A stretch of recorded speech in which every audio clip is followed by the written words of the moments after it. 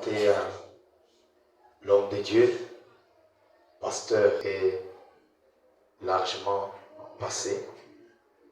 Je vous demanderai de vous tenir debout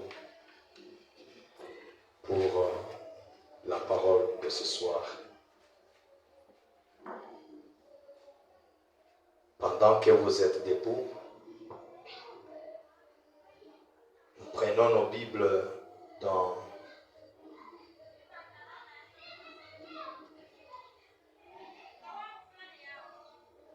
Deutéronome chapitre 16, au verset 3 et 4. Pendant la fête, tu ne mangeras pas du pain levé. Tu mangeras 7 jours de pain sans levain, du pain d'affliction, car c'est avec précipitation que tu es sorti du pays d'Égypte. Il en sera ainsi afin que tu te souviennes toute ta vie du jour où tu es sorti du pays d'Égypte. On ne verra point chez toi de levain dans toute l'étendue de ton pays pendant 7 jours. Et aucune partie des victimes que tu sacrifieras le soir du premier jour ne sera gardée pendant la nuit jusqu'au matin. Amen. Amen. Alors que nous sommes debout, je vais prier. Dieu bien-aimé, auteur de la vie éternelle, je bénis infiniment ton nom, Seigneur. Toi, la source de vie, toi, la force parfaite. Je viens, ô Dieu, avec les Écritures que nous venons de lire, me consacrer, Seigneur, à toi. Tu dis que, Père, l'Écriture tue, mais l'Esprit vivifie. Amen. Laisse que l'onction qui a écrit cette portion de la parole descende ce soir pour purifier, sanctifier, vivifier cette portion de la parole au-dedans de nous. Viens, ô Dieu, nous donner le contexte.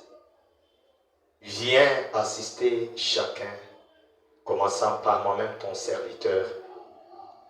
Je m'écarte de la scène, ô Dieu. Apprends-nous, Seigneur, à nous soumettre à toi. Et bénis-nous, alors que nous prenons sous contrôle tout esprit, chaque mouvement, Seigneur, et chaque geste. Pour la gloire du Père, nous nous consacrons à toi au nom de Jésus-Christ. Amen. Amen. Dieu vous bénisse. Je m'en vais directement dans notre référence habituelle. C'est 1 Corinthiens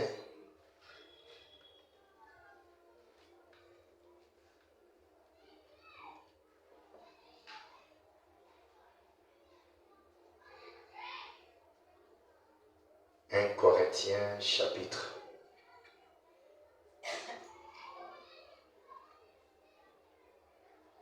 7. Êtes-vous là? La Bible dit ceci.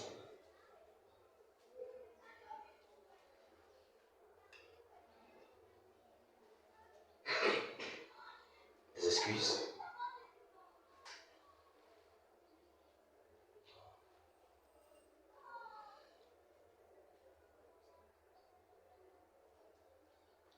Corinthiens, je disais, chapitre 12. 1 Corinthiens, chapitre 12.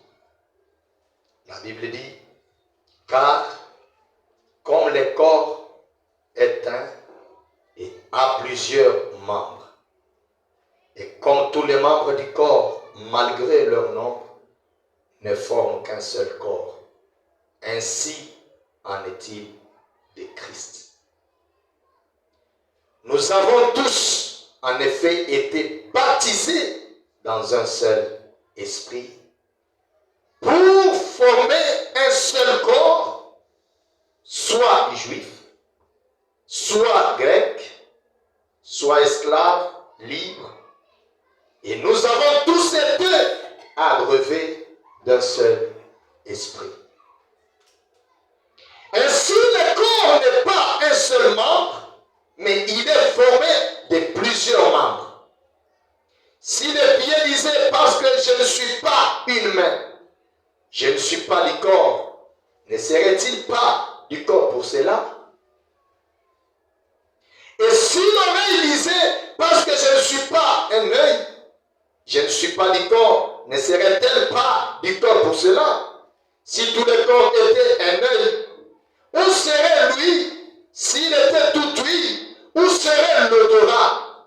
Maintenant, Dieu a placé chacun des membres dans le corps comme il a voulu. Amen. Amen. Nous étions en train de parler sur nous sommes un corps. À cela, nous avons pris l'Église, le corps de Christ local, pour ainsi parler du corps mystique de Christ. Alors, nous avons vu que le corps est une unité. Le corps, c'est un organe et c'est une famille. Et vous ne pouvez jamais parler d'une famille si elle n'est pas composée de plusieurs têtes, de plusieurs éléments, de plusieurs membres, de plusieurs unités. Et chaque unité, chaque élément a un rôle à jouer. Et Frère Branham nous a dit que dans le corps de Christ, il n'y a pas de chômeurs. Tous, nous avons un rôle à jouer. Et à chacun est donné un don particulier. Dieu nous a placé chacun à un endroit pour une utilité commune. Et nous devons comprendre que nous ne sommes pas à l'église, à notre tabernacle, par un hasard. Ce n'est pas une circonstance que nous y sommes. Mais à l'église, nous y sommes par la révélation. Et Dieu, quand il nous place à un endroit, c'est qu'il a un objectif précis. Et il vous a donné une lumière, une intensité pour éclairer. Et le dimanche, nous avons vu qu'à l'instar des étoiles, les fils de Dieu, les enfants de Dieu, les filles de Dieu sont des étoiles. Et une étoile ne peut jamais éclairer si elle n'est pas dans son orbite. Chacun est prédestiné à quelque chose. Dieu a donné à chacun, il a assigné à chacun une mission. Et vous ne pouvez pas atteindre la mission. Vous ne pouvez pas accomplir cette mission si vous n'avez pas reconnu votre appel. Et si vous n'avez pas cru dans votre appel qui est votre don, et si vous n'exercez pas votre appel. David, ayant compris, alors qu'il était dans la bergerie, à un certain moment, il a été loin. Et il a compris véritablement qu'il était prédestiné à être roi d'Israël. Vrai ou faux? Et quand il a compris ça, tout obstacle sur le chemin du devoir, il était conscient qu'il allait le renverser. Puisqu'il était né à dessein. Puisque Dieu l'a maintenu en vie pour un but précis. Aucun démon, même pas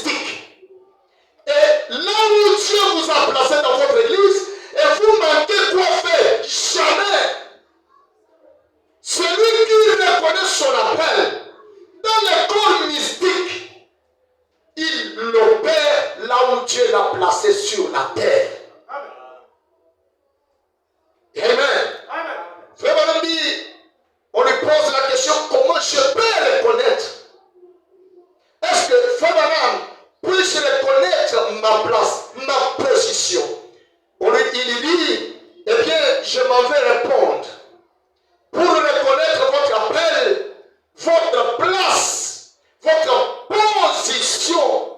Cela vous est révélé par le baptême du Saint-Esprit. Et tout homme qui vient à l'église, laissez-moi vous le dire, si votre objectif, si votre soif, si votre prière n'est pas basée sur comment je dois recevoir le baptême du Saint-Esprit, vous fainéantez à l'église. Vous devez être assoiffé d'avoir et d'expérimenter Christ, puisque c'est par le Saint-Esprit que vous êtes positionné pour reconnaître votre appel. Sinon, ce serait une perte de temps à l'église. Voilà pourquoi plusieurs vont à l'église, matin, midi, soir. Ils peuvent aller à la montagne, ils peuvent tenir des grands réveils, des chants, des concerts et autres. Ils peuvent écouter plusieurs prédications. Mais si le but n'est pas fixé sur recevoir le Saint-Esprit, naître de la nouvelle naissance d'eau et d'esprit, alors vous avez manqué le but. Amen. Amen. Alors ce soir, je voudrais faire aussi un point. L'apôtre Paul dit que nous sommes un corps. Vrai ou faux? Vous êtes des étoiles, vous devez éclairer. Vous êtes des membres, vous devez jouer votre rôle. L'œil ne peut pas dire à l'oreille de se déplacer. L'œil ne peut pas dire au pied de se placer. Et vous allez voir que chaque membre de votre corps joue un rôle différent de l'autre. Et Frère nous a dit que les corps mystiques, ou plutôt les corps local du Seigneur Jésus-Christ, l'église locale, c'est le corps le plus malade. Il lui faut un remède, la guérison. Pourquoi dans cette église? Puisque l'apôtre veut être pasteur. Le pasteur veut être évangéliste. L'évangéliste veut être docteur. Et celui qui parle en langue veut être prophète. Et celui qui prophétise veut être pasteur. Celui qui a le don de sagesse veut être pasteur. Donc il y a véritablement la convoitise des positions et des dons.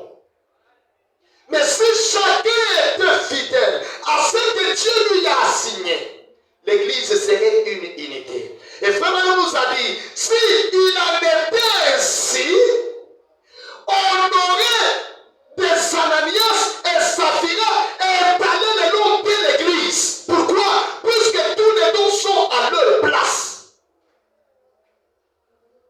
Et maintenant, nous venons à l'église. Nous voulons que le pasteur apporte la lumière, apporte le feu.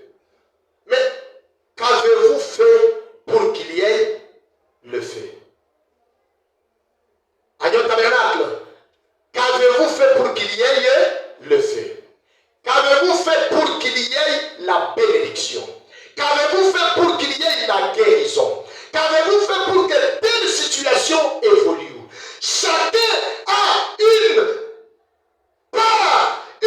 responsabilité, un rôle à jouer, quelque chose à faire.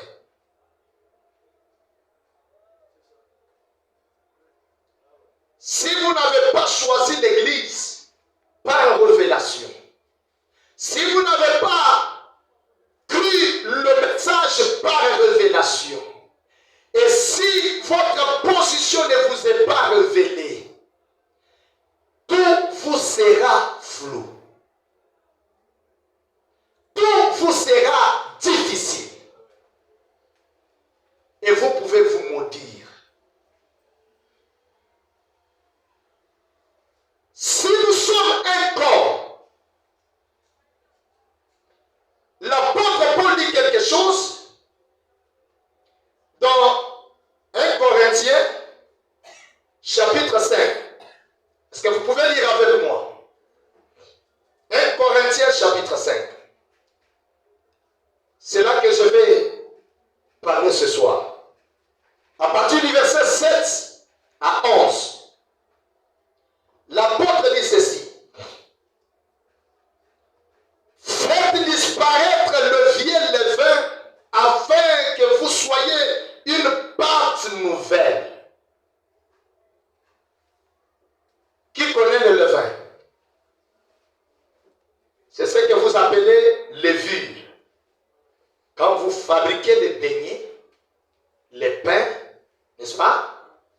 il y a un produit qu'on y met pour faire lever la pâte, pour gonfler.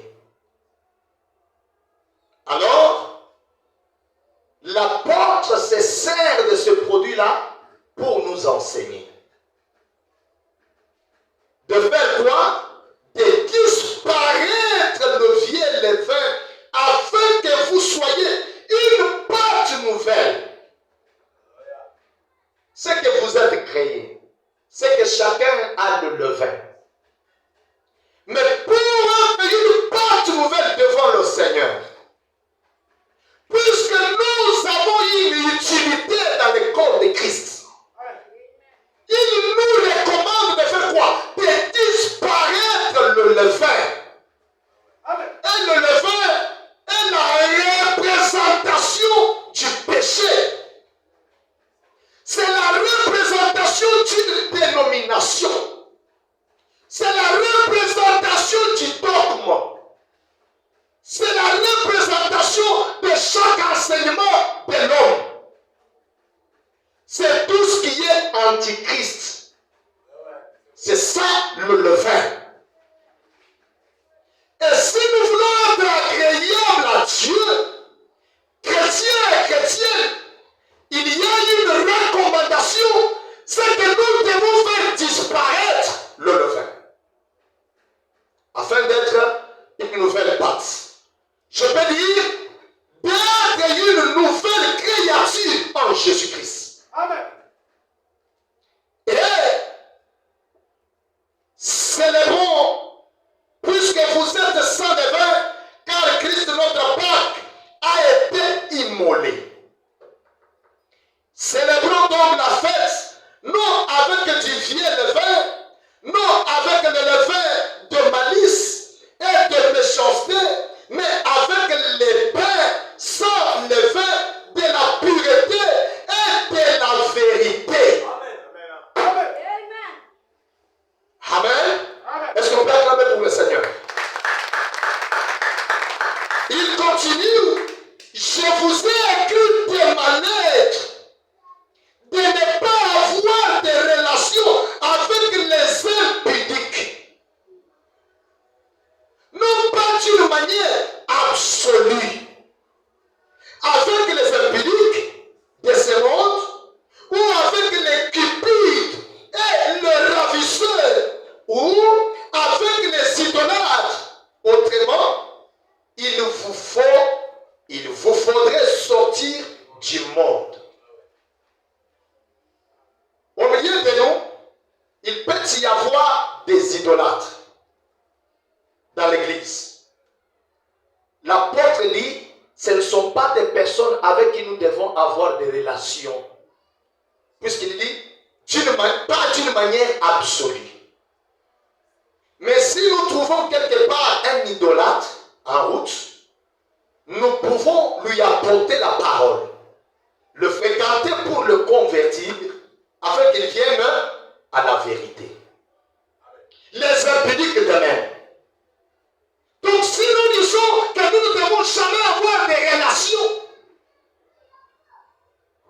avec les prostituées, oui, mais pas d'une manière absolue. Elles sont dans cette condition puisqu'elles sont aveugles. Nous devons leur apporter la parole, mais pas dans l'église trouver des impudiques.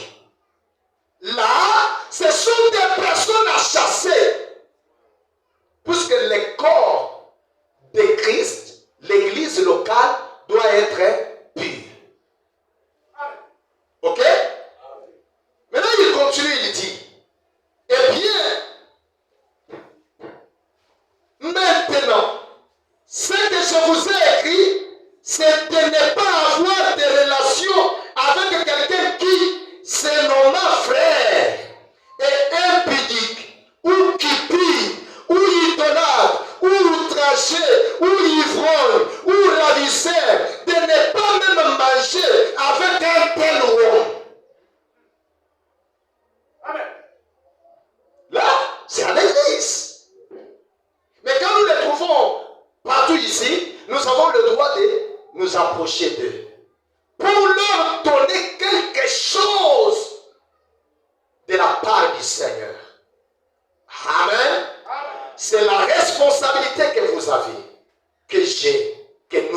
tous en commun.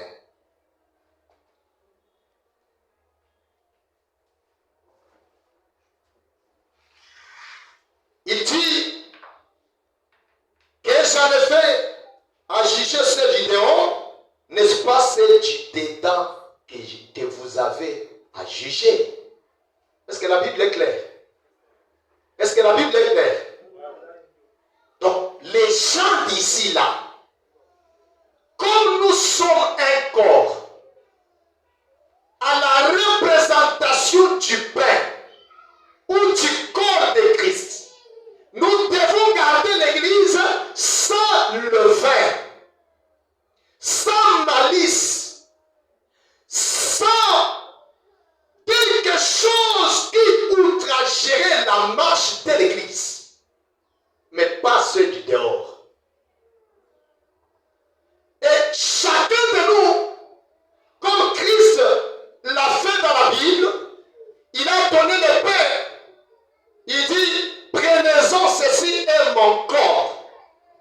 Vous en mangerez chaque fois pour vous en souvenir de moi. Et chacun prenait un morceau au pain qui représentait le corps de Christ. Christ étant lui-même notre pain, étant lui-même notre Pâques.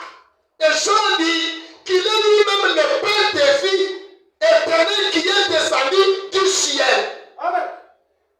Et en prenant le morceau, la Bible nous dit, nous ne devons pas en manger de la manière indigne. Puisque faire ainsi, c'est un jugement contre nous-mêmes. Maintenant, je voudrais faire un pas.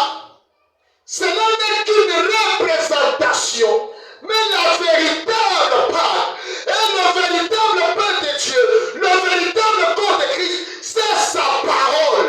Amen. Quand nous prenons la parole, nous mangeons la parole, nous sommes en train de faire la véritable communion avec Christ, faisant part à son corps, faisant part à ce pain. Chacun prend un morceau, mais de la façon la plus digne, honorable. Mais comment l'église aujourd'hui, elle est plongée dans le paganisme.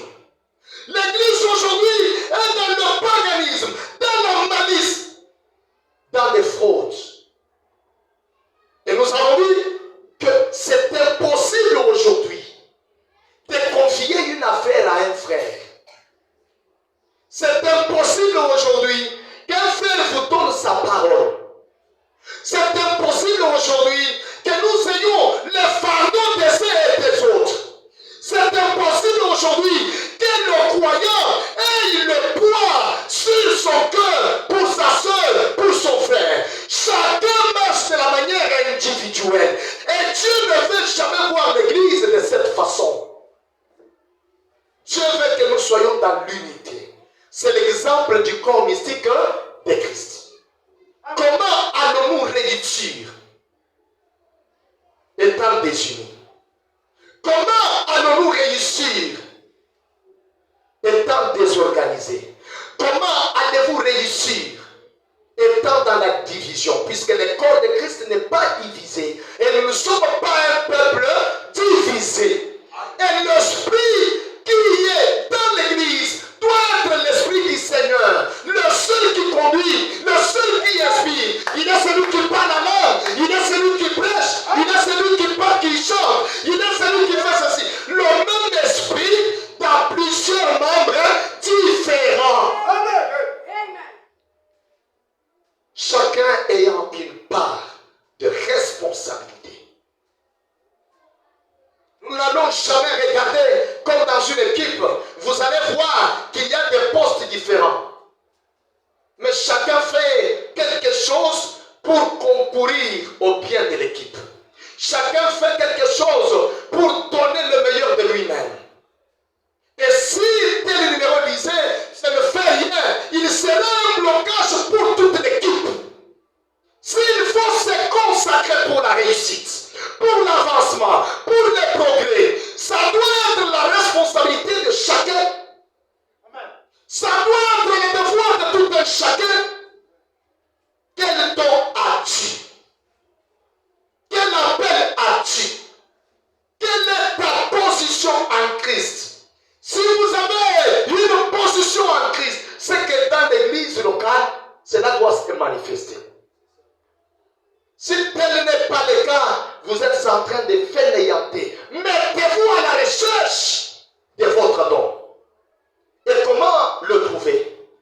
recevant le baptême du Saint-Esprit. C'est lui qui vous le révèle.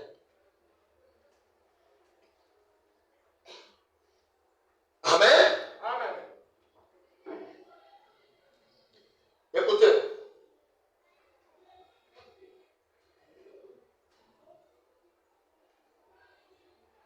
Frère Branham dit quelque chose dans une délivrance totale. Au point 36. Il dit, ce matin, je me demande si, en tant que chrétiens, nous avons abandonné notre propre volonté. Si nous sommes abandonnés complètement à Dieu, au point qu'il peut nous confier la place où il nous a établis. Il y a des gens, Dieu lui a donné une position. Et lui n'est pas content de ce que Dieu lui a donné. Il envie la place et les dons de l'autre. S'il vous a placé sur un escalier numéroté, demeurez fidèle à cet escalier, puisqu'au retour, quand il viendra pour dire, maintenant c'est le tour de l'élever. Il arrive au numéro 2, il vous trouve que par orgueil, par prétention, vous avez déjà quitté l'escalier 2 pour l'escalier 7. Vous manquez votre bénédiction. À cause de votre orgueil. À cause de l'envie. Et Dieu veut que chaque partie, chaque morceau du pain lui représente dans votre vie. Vous édifiez. Et retenez que les dons que Dieu donne aux croyants, que Dieu donne aux membres, il y a une bénédiction qui y est attachée. S'il vous donne un don de chant, c'est que Dieu peut. Il sait bien que par le chant, en train de chanter, vous allez bénir, vous allez guérir, vous allez réconforter quelqu'un. Amen. Ne devenez pas pasteur parce que vous chantez que vous êtes devenu célèbre. Je résiste aux orgueils. Quand je regarde beaucoup de gens qui ont commencé dans cette génération, ils chantent, ils deviennent célèbres. Et demain, il est prophète. Demain, il commence à prêcher. Dieu ne le voit pas là. Dieu lui le voit pendant qu'il chante. David, même quand il était roi, mais Dieu lui avait donné un don de chante. Au point que quand Saoul a été possédé par des démons, on a amené David pour qu'il chante.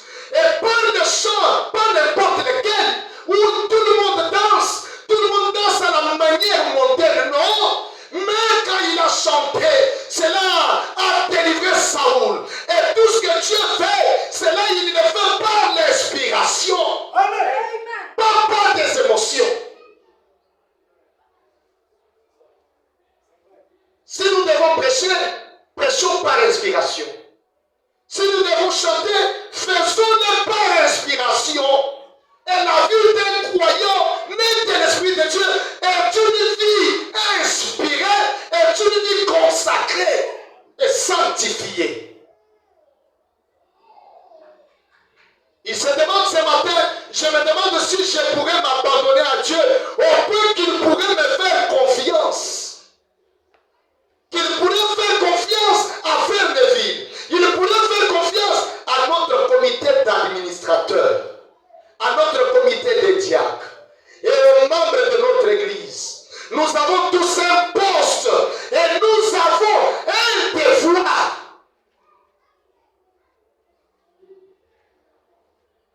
Je vous ai demandé ce jour-là, qui a un don de la part de Dieu? Tout le monde a levé la main. Et maintenant nous parlons. Si vous avez ce don, je ne vais pas connaître lequel, mais que chacun se positionne. Puisque même quand les enfants d'Israël ont quitté l'Égypte, ils étaient un peuple de Dieu, mais ils n'étaient pas une église. Puisque l'église, c'est un corps. Et un corps, il y a une organisation, un placement de chaque unité, de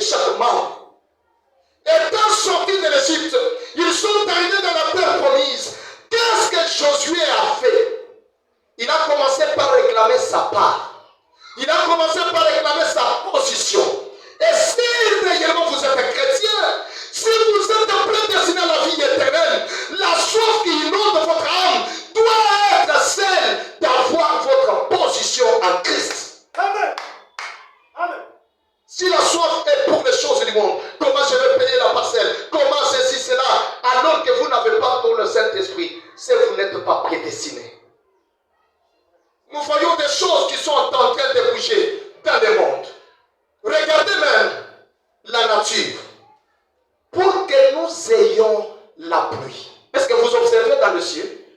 Vous allez voir que tous les nuages se rassemblent afin de faire quoi? De produire la pluie. Et quand le vent voit sur la terre, chaque vent de 4 côtés se rassemble. Donc, la création, l'univers de Dieu est dans l'unité, dans l'harmonie. Et tout ce que Dieu a créé est dans l'harmonie. Pas l'harmonie créée par Satan, puisque sachez qu'à la tour de Babel, il y avait aussi une unité. À la tour de Babel, il y avait une unité. Mais quelle a été cette unité? C'était une unité inspirée par Satan pour travailler contre les desseins planifiés et préordonnés par Dieu lui-même. Et si votre unité, je peux voir, cela vient de me tomber à l'esprit. Quand pour tuer Jésus-Christ, les ennemis jurés, ils se sont unis, réconciliés, pour faire quoi? Tuer Jésus. Mais ne sachant pas que même leur faux dessein donnait de malhonnêteté, concourant toujours à ce que Dieu voulait que ça soit. Et la Bible dit, quand Dieu agrée les voies d'un homme juste, même ses ennemis contribuent en sa faveur. Amen. Là où vous voyez l'échec, Dieu dit, même dans le fait ici, comme vous savez votre position en Christ, même dans le fait, je vais vous délivrer. Shadrach, Meshach et Abednego, ils savaient leur position. Ils savaient que tout était bien. Frère, comment il dit? Ils ont vérifié entre eux. Est-ce que Shadrach, es-tu prêt? Est-ce qu'Abednego, es-tu prêt? Chacun, comme dans leur équipe, savait sa position. Et quand ils ont affronté les défis, Dieu était destiné à les honorer. Amen. Amen. Si telle n'est pas notre position, alors pourquoi combattre? Si ceci n'est pas notre soif de tous les jours, nous sommes des personnes déjà vaincues à l'avance. Merci Jésus. Le ministre a un poste de devoir où il se tient et prêche les richesses insondables de Christ sans compromis. S'il a un appel pour être prédicateur, il n'épargnera rien pour un individu. Merci Jésus. Amen. Non, parce que celui-ci me paye la dîme et qu'il s'est prostitué. Mettez-les dehors. Puisque nous n'avons pas besoin qu'au milieu de nous, il y ait les levains. Puisque ça va faire lever la pâte. Et Dieu ne voulait pas qu'il y ait le pain levé. Et il dit que cela devait se faire pendant 7 jours. Et le prophète dit que 7 jours typifiaient les 7 âges de l'Église. Le même pain était consommé au premier âge, le même pain au deuxième âge, le même pain au troisième jusqu'au 7e. Il était la représentation du Seigneur Jésus-Christ. Le même esprit, la même parole, la même personne au cours des âges de l'Église.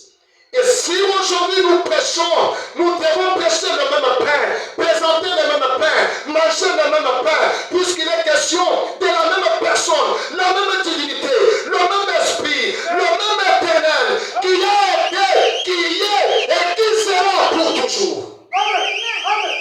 Si votre don n'édifie pas le Seigneur, ne présente pas Christ. Si réellement votre mystère ne présente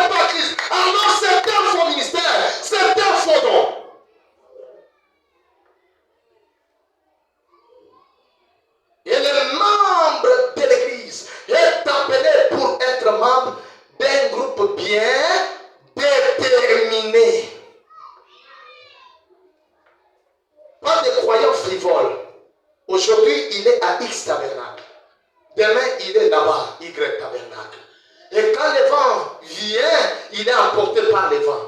Non, Dieu n'aimerait jamais des personnes pareilles. Dieu a puni Naomi puisque au moment des troubles et Elimelech, ils ont quitté leur parti, ils ont quitté leur église en d'autres termes pour aller chercher le bonheur ailleurs. Et Dieu a dit maintenant, comme ils ont marché à l'encontre des principes, la mort sur leur chemin. L'homme est mort. Les 2 enfants sont morts. Pourquoi? Dieu veut que nous marchions dans l'unité. Observez même sur la mer, il y a à des heures où le poisson remonte pour nager et à une certaine heure, ils descendent pour manger. Et regardez que Frère Branham dit, en ce même moment, vous observez le même mouvement dans les airs, les oiseaux et même les arbres. Il y a quelque chose qui s'est fait. Et si réellement vous êtes croyant, vous devez observer aussi les mouvements de l'esprit dans le monde aujourd'hui. Dans les églises, regardez les églises. Le diable travaille derrière les églises. Et Dieu travaille derrière son épouse. Dieu rassemble et le diable rassemble.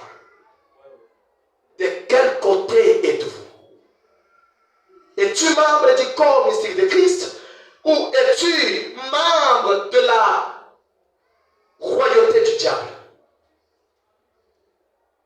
C'est Dieu qui doit vous inspirer. Vous devez appartenir à un groupe bien déterminé. Ainsi, il ne se compromettra pas. Si l'Église croit que nous ne devrions pas jouer au jeu d'argent, alors ces membres ne devraient jamais toucher à un jeu de cartes. Si dans l'Église, il est interdit au jeu d'argent, alors un membre fidèle qui contribue à l'avancement, puisque Frère Branham nous a interprété que le perfectionnement de l'Église voudrait dire la bonne croissance de l'Église. Et ainsi, il ne compromettra pas. Nous ne croyons pas que l'on doit boire. Il y a des frères qui boivent ici, là. Ils boivent. Et pour tromper, ils prennent la bouteille, peut-être d'eau, et ils y mettent une mesure. Vous ne trompez pas le pasteur. Vous ne trompez pas l'Église. Au contraire, vous vous trompez. Et un homme normal ne peut jamais se tromper. Un homme normal ne peut jamais se voler. Il entre dans sa maison et il regarde à gauche, à droite, il vole. C'est un homme fou.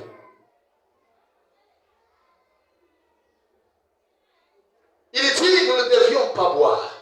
Il devrait se détourner complètement de la boisson. Complètement.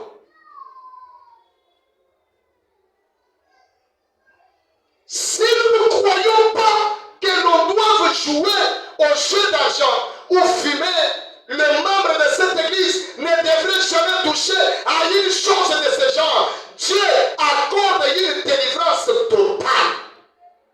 S'il vous a délivré, c'est que même à la prostitution, il vous a délivré. Même au mensonge, il vous a délivré. Dieu ne peut pas habiter un corps, un cœur qui ment, qui boit, qui se prostitue, qui a encore le tabac. Et le même Dieu là, il est dans le cœur là. C'est impossible. En même temps, vous avez le désir du monde. Et en même temps, Dieu est dans votre cœur. Jamais. Il dit que si vous avez l'amour des choses du monde, alors Dieu n'est pas en vous.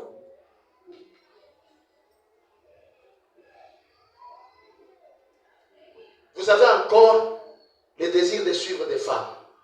Vous avez encore le désir de mentir. Vous avez encore de faire encore les rites de la tradition. Vous avez encore des désirs diversifiés de la chair. Ça handicape la marche de l'Église. C'est impossible. Comment un frère, une sœur peut se mettre à critiquer son frère?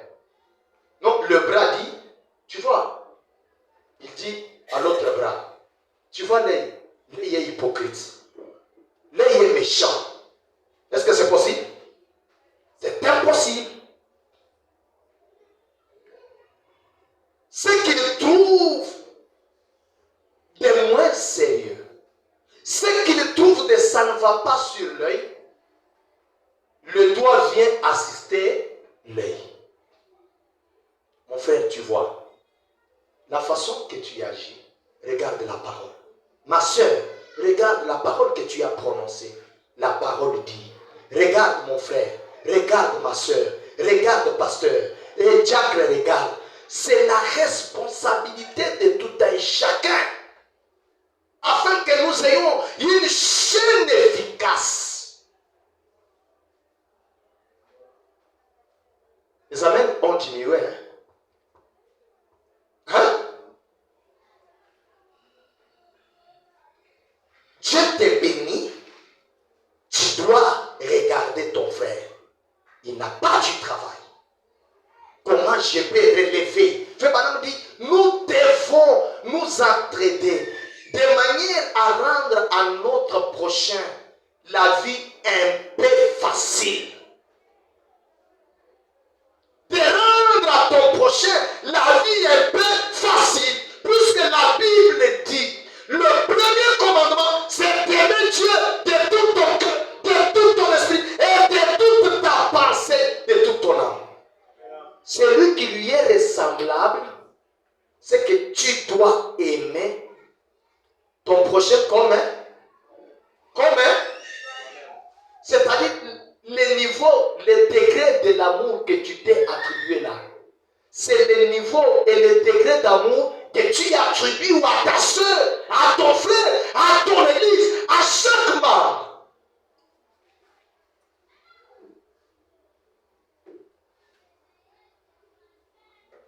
Frère mon ami, il fera cela. Si nous nous sommes totalement abandonnés à lui, si nous nous sommes totalement abandonnés à lui, alors Dieu peut vivre en nous. Il peut vivre en nous. Christ, l'espérance de la gloire, peut se refléter en nous. Quand nous nous mettons hors du chemin, alors nos pensées sont ces pensées. Pourriez-vous vous imaginer Christ vivant?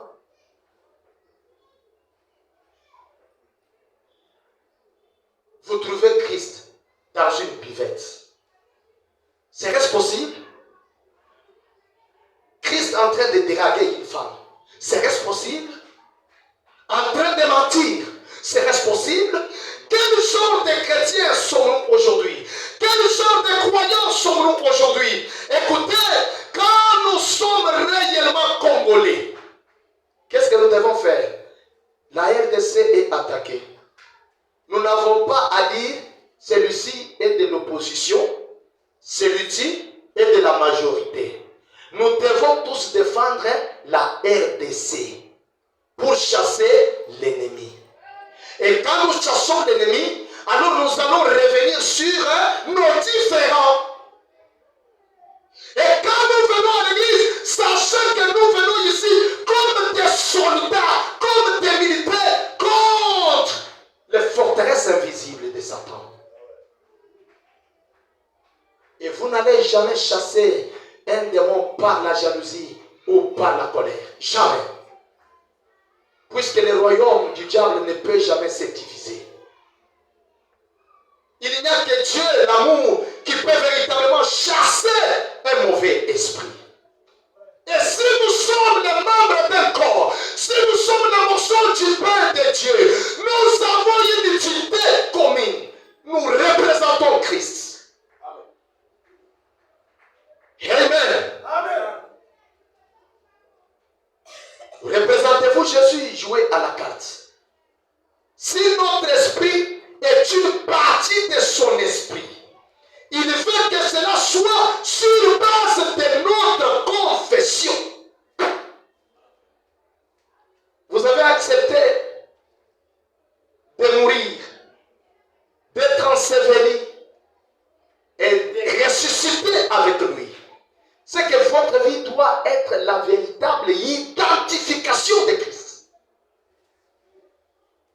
Sinon, vous faites une imitation du christianisme. Et Dieu ne peut jamais œuvrer dans l'imitation. Jamais.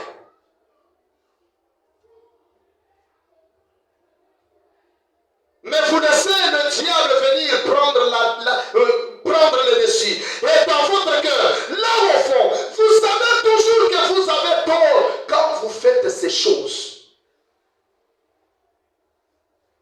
Frère Branham dit, et quand un membre dit du mal d'un autre membre, vous savez que c'est mauvais.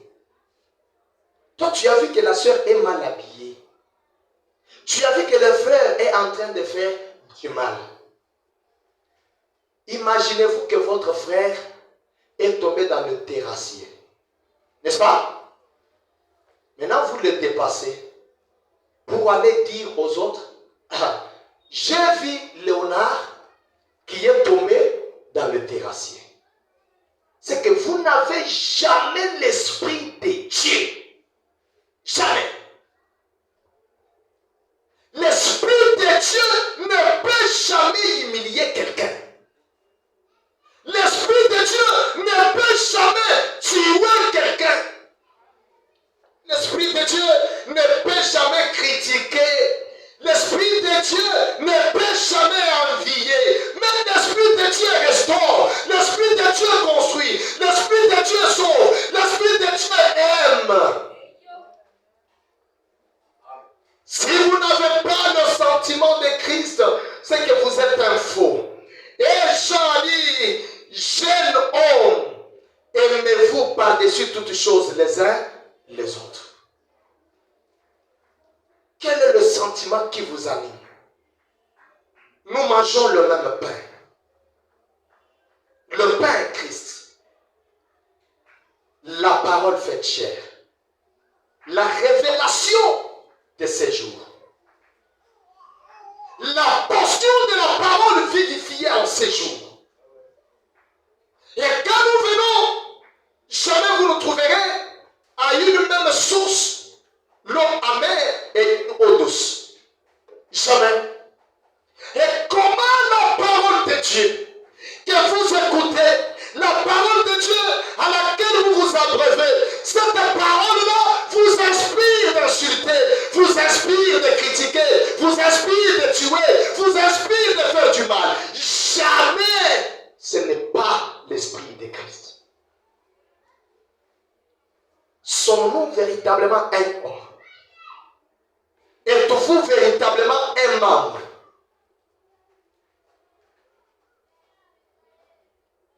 Quelle est la partition que vous avez?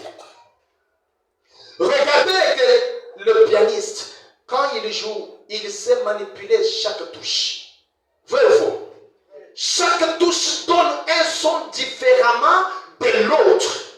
Mais la différence des sons est ce qui donne la combinaison de manière agréable à l'oreille pour donner la véritable musique. Et la parole de Dieu, c'est un art, c'est une musique, c'est une douce mélodie. Quand vous l'entendez et qu'on sent au fin fond de vous, vous êtes un homme, une femme prédestinée. Cela vous attire, cela vous recrée, cela vous positionne. C'est ce que Dieu aime. Chacun ayant sa partition, chacun ayant son appel, mais ainsi attaché à votre appel, faisant votre partition, c'est ce que Dieu regarde, une véritable université de dons dans son domaine, dans son église. Et ainsi Dieu peut descendre et bénir chaque don, bénir l'église, puisque tous nous faisons la contribution à l'édification du corps de Christ. Amen. Amen. Le prophète dit, et par conséquent notre église, notre peuple ne peut pas prospérer. L'église ne peut pas aller de l'avant parce que nous sommes désunis. Désunis ensemble. Comme l'a dit Jésus, un peu de levain fait lever la pâte. Et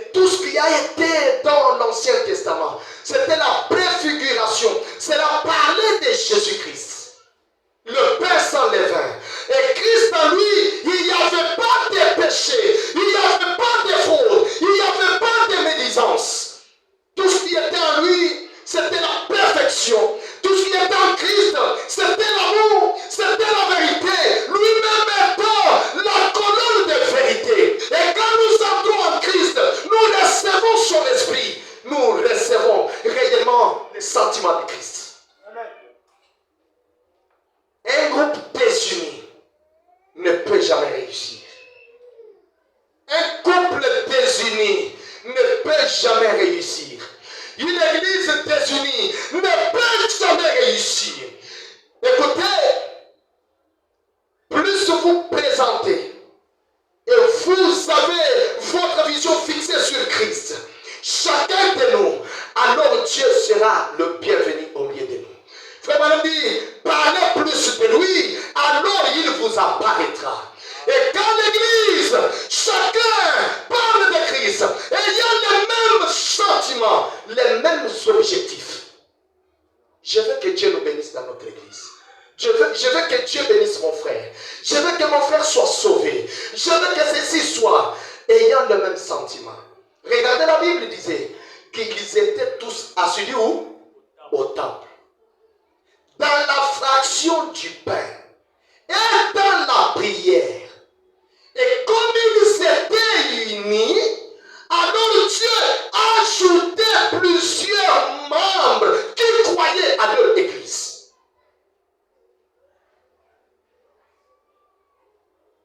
Jamais l'avocat ne peut pas manger, l'avocatier ne peut pas manger ses propres avocats. L'oranger ne peut pas manger ses propres oranges. Dieu donne un don, pas pour votre utilité, pas pour votre bien. Et si je suis pasteur, ce n'est pas pour moi-même.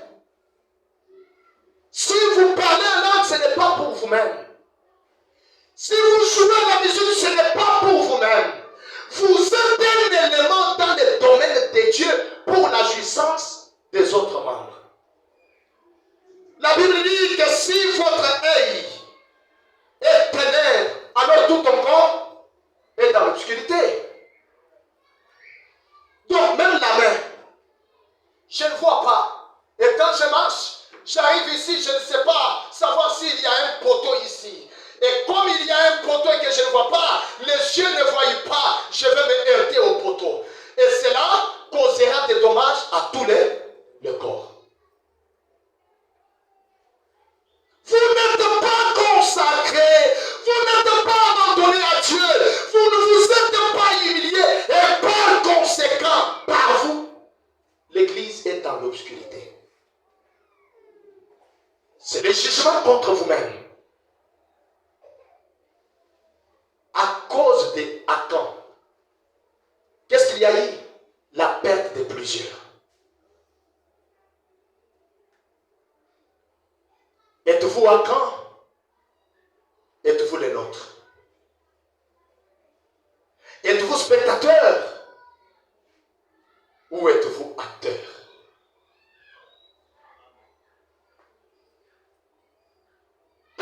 Amen. Amen. Eh bien, Frère Branham dit, si les comités de l'église, plutôt comme qui dirait, les diacres venaient et disaient que nous devions, pensaient que nous devions construire un nouveau tabernacle. Si c'est que les diacres ont voté et qu'on consultait les administrateurs et que ces derniers n'avaient pas d'argent pour le faire, alors ils auraient un programme de construction comme celui que nous avons maintenant. Donc il montre même l'unité dans le comité. Voyez quelque chose. Écoutez ce qu'il dit. Je lis quelque chose. Dans la nourriture spirituelle au temps convenable. Point 50. Il dit, remarquez, il y avait de la farine dans le pot. Chaque fois qu'elle allait chercher de la farine, il y en avait dans les pots. Il y avait de l'huile dans la cruche. Chaque fois qu'elle allait en chercher. Pourquoi? La farine représentait Christ dans l'offrande de farine. Les grains devaient être bien disposés pour que chacun d'eux soit moulu. Suivez ça. Pour obtenir votre farine, n'est-ce pas? Les grains être dans un ordre quelconque afin de les broyer. Et cela vous donnera la farine. Et Jésus-Christ était représenté par la farine de cette femme.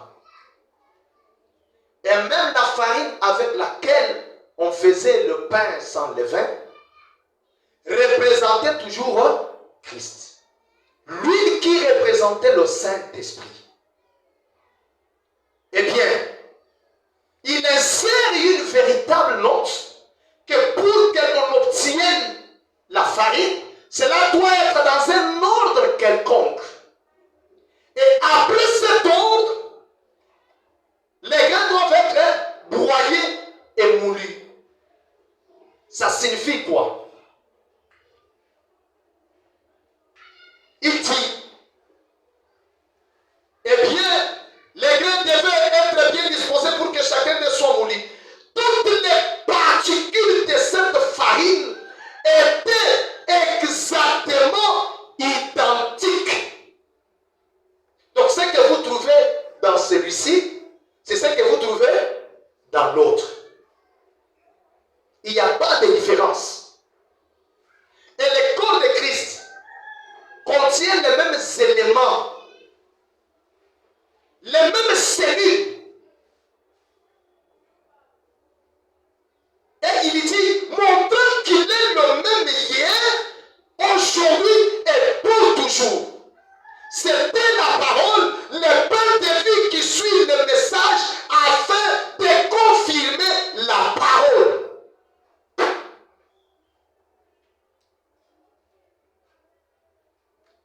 Nous sommes un corps et nous sommes les grains. Là, il dit que si les grains de blé ne tombent en terre et ne meurent, il reste.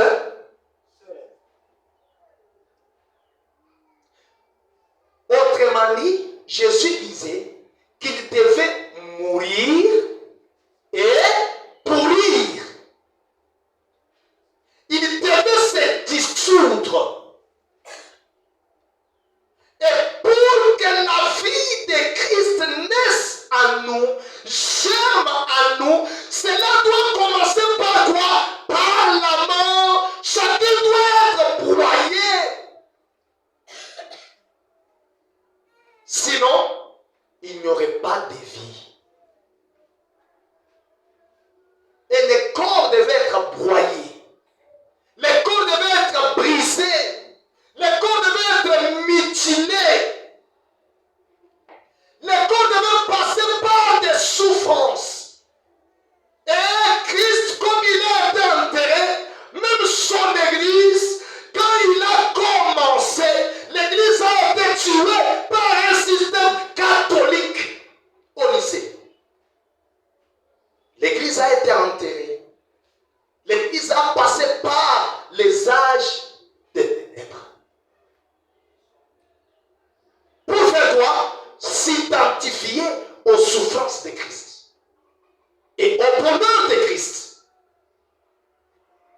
Si tel n'est pas réellement notre prédisposition sur ce chemin de la vie éternelle, alors pourquoi avons-nous cru la parole?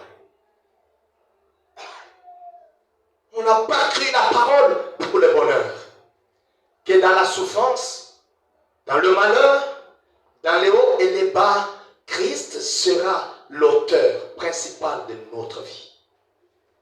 Et sera le modèle pour chaque croyant et chaque croyante. Il est le pain de vie vivant qui manifeste réellement son Église, son épouse et les fils prédestinés que nous sommes et que vous êtes. Avons-nous un don réellement? Avons-nous un appel? Où sommes-nous ce soir? La Bible dit dans Romains que le monde soupire et gémit. Faisant quoi? Attendant la manifestation des fils et des filles de Dieu. Amen. Vous êtes des fils, vous êtes des filles de Dieu. Êtes-vous manifestés dans ce monde? Quelqu'un peut-il croire sur base de votre votre langage, sur base de vos inspirations. Quelqu'un peut-il réellement être inspiré sur vous? Alors que nous nous tenons debout. Seigneur, révèle-moi ma position. Je veux véritablement être comme Christ. Je vais connaître ma position. Pourquoi je n'arrive pas à manifester Christ dans ma vie? Pourquoi vous n'arrivez pas à le manifester dans votre vie?